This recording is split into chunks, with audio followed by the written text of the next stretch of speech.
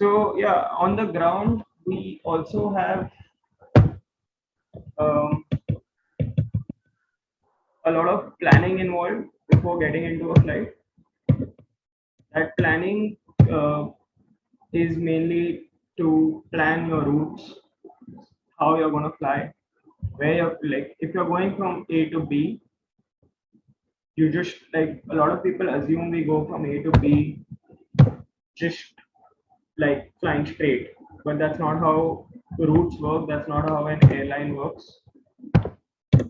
Um, First main step of planning is this slide that is in front of you. When a plane is cruising, if it's flying east, so from 000 to 179 degrees, then it will always have fly at odd thousands. So it will always be flying at 33,000, 35,000, 37,000. When it's flying east, when it's flying west from 180 to 359 degrees, it will fly even thousands. It will be flying 40,000, 38,000, 37,000. You will notice this if you're ever sitting on a flight and if you know you're going east or west, when your plane is flying level, you will notice this. You will see its flight level at some odd thousand or some even thousand depending on which direction it's traveling. This is in order to separate the planes that are flying head on. So one plane flying east, one plane flying west shouldn't bang into each other if they're flying at the same level. So this ensures that they don't bang into each other. They'll always be 1,000 feet apart. But what if some other plane is flying at the same odd thousand if you're going east? It's not. It can't be. They won't get that route. The traffic control won't clear him for that route. He'll if he's planned for that level. If like say the guy flying west is flying at 30,000 and the guy flying east is filed for a 30,000 flight plan, the controller will reject it, saying please file a new flight plan. You requested an incorrect level. So unless you are in an uncontrolled airspace, it's impossible. And when we're talking about exceeding flight level 200, which is 20,000 feet, there is no uncontrolled airspace there. Everything is controlled. And even if it's uncontrolled, the controller has assigned you something and you're supposed to maintain it all along. So unless there's an emergency and something has happened, that won't ever be the case. So this is to mitigate any head-on collisions while flying at different levels. The other aspect of planning is so there's a chart in front of you, and I'm sure it's really difficult to read, but I don't need you all to read everything. There is you see these pink boxes that are made. These pink boxes are essentially areas that a pilot needs clearance to fly through or is not allowed to fly. This particular pink box has R178 written and D197 written. So all this is also part of planning. As in, if I want to go from Baneru to Muchia, I just can't fly straight. I have to plan so that I avoid these boxes or I'm clear to fly through the boxes. What these boxes are normally designated by D, R, or P. That's prohibited, restricted, or danger. A danger area is something that a pilot can fly through but has to fly through with caution. It could be anything. It could be something as simple as other trainee pilots in the area doing their training area flying. They're learning how to fly. So you have to proceed ahead with caution. It's not that you're not allowed to fly, just be cautious. A restricted area is an area where you're allowed to fly through at a given time or with a permission. So a restricted area could be defined from say surface to 10,000 feet.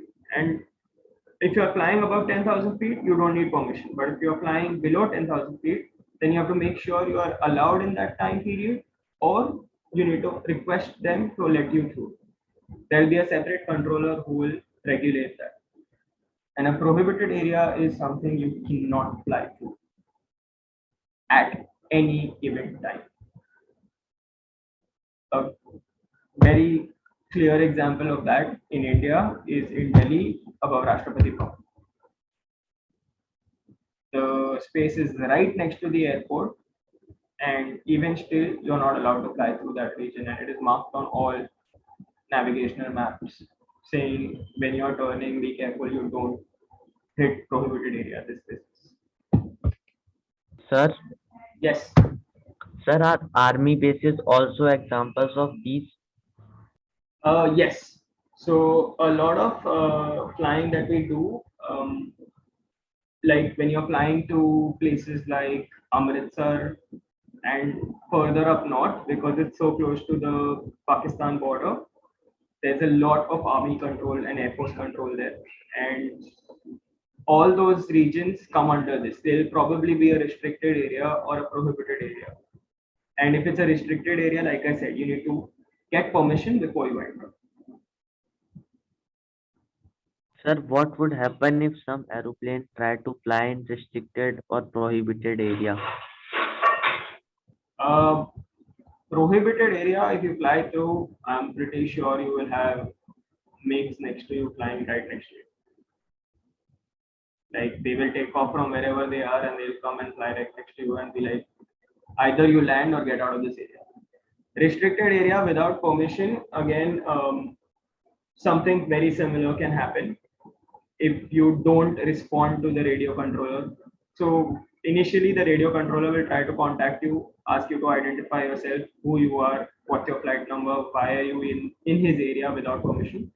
But if you don't respond on the radio frequency, or if you don't know the radio frequency, or if you're tuned into the wrong frequency, then there is a good chance you will see mixed flying next to you. In fact, I don't know if you all remember, a couple of years ago, there was a Jet Airways aircraft that had flown into German airspace without permission.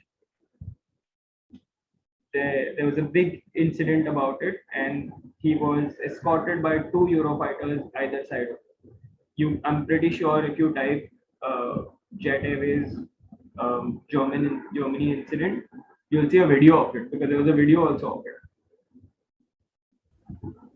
um, Due to some reason, for example, the communication systems are damaged, and you cannot actually, like, the possibility of using the radio Yeah. is ruled out.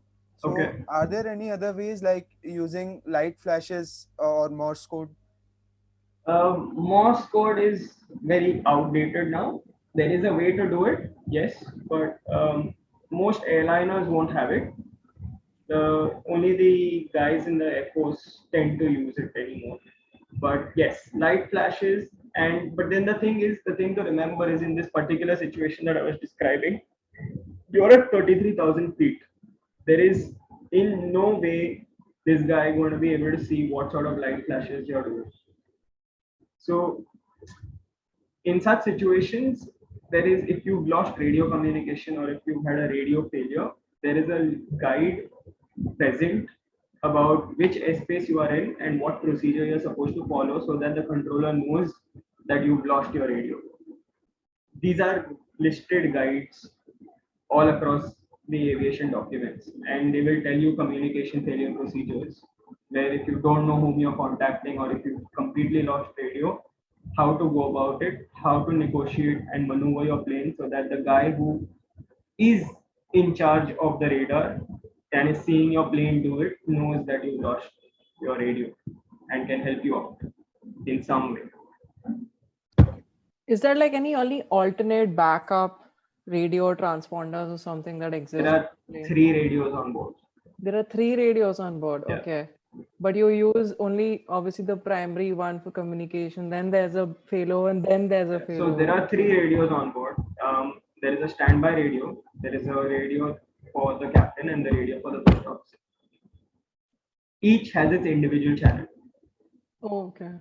So if one I have a fails, question too. Matlab, sorry to interrupt.